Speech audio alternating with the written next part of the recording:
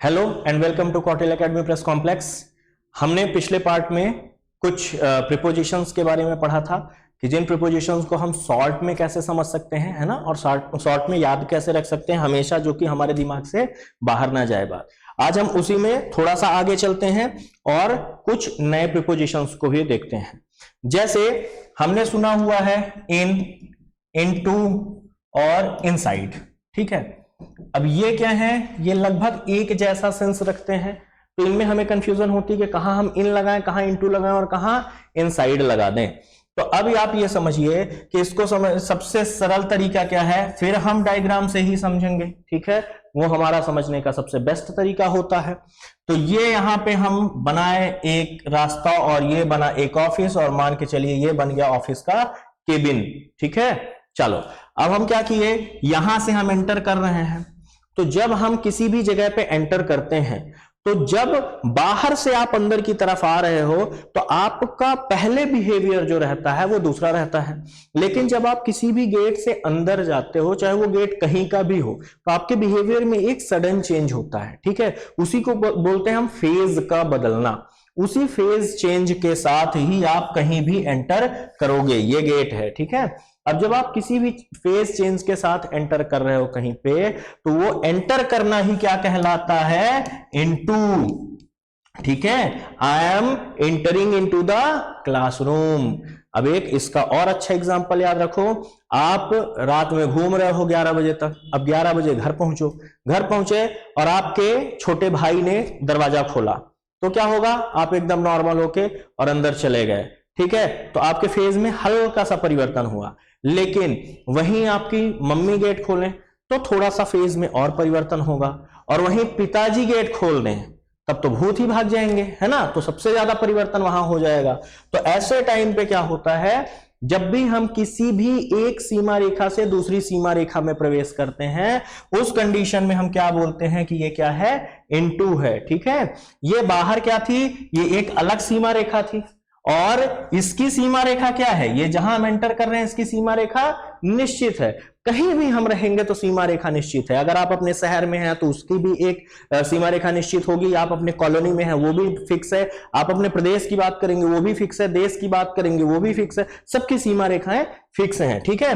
तो किसी न किसी एक सीमा रेखा में आप होंगे, और एक से जब दूसरे में प्रवेश करेंगे तो इनटू। लेकिन जैसे ही आप यहां दूसरे वाले में प्रवेश कर गए, अब इस हिस्से में, इस पूरे हिस्से में आप कुछ भी करोगे, वो कौन सी कंडीशन में होगा, इन की कंडीशन में। कौन सी कंडीशन, इन।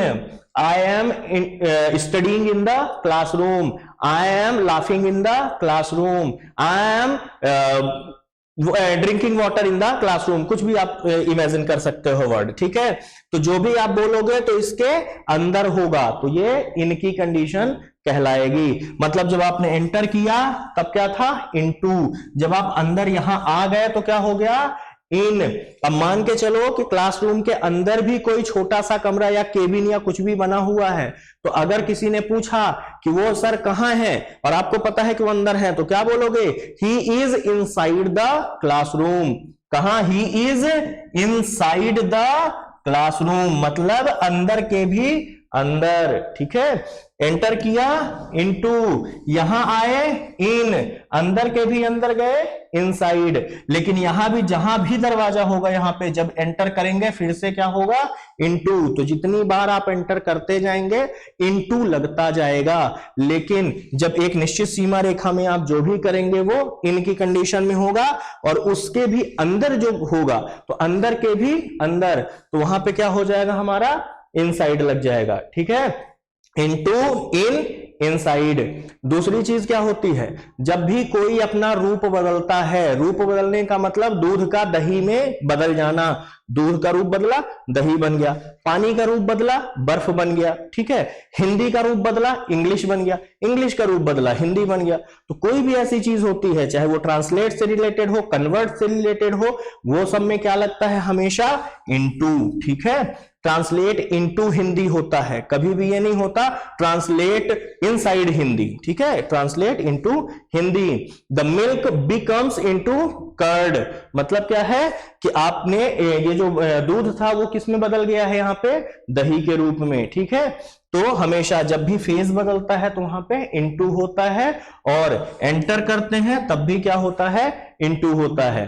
क्लियर, कोई दिक्कत? अब एक चीज और देख लेते हैं कि अक्सर हमारे पास क्या कंफ्यूजन आती है कि कभी भी अगर हम प्लेस की बात करते हैं, ठीक है, तो प्लेस में हमारे साथ सबसे बड़ा कंफ्यूजन आता है कि सर एट लगाएं या इन लगाएं, ठीक है।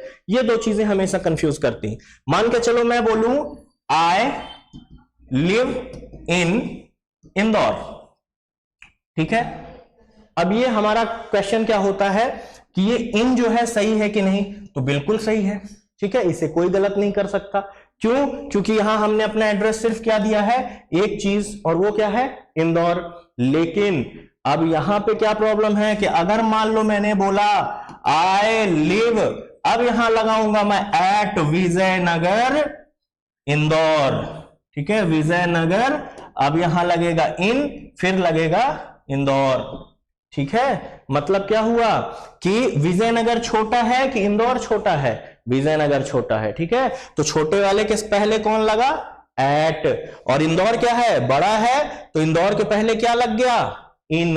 अब इसके आगे कुछ भी बढ़ता जाए, जैसे इंदौर लिखा है ना, फिर इंदौर के आगे भी बढ़ा लो, इन एमपी, इन इंडिया, ठीक है, इन एशिया, जो भी आपको ले जाना है, जहां तक बढ़ाना है बढ़ाते जाओ, हर जगह क्या लगता जाएगा, इन लगता जाएगा। सबसे छोटी इकाई या सबसे छोटे प्लेस के साथ क्या लगेगा, एट लगेगा।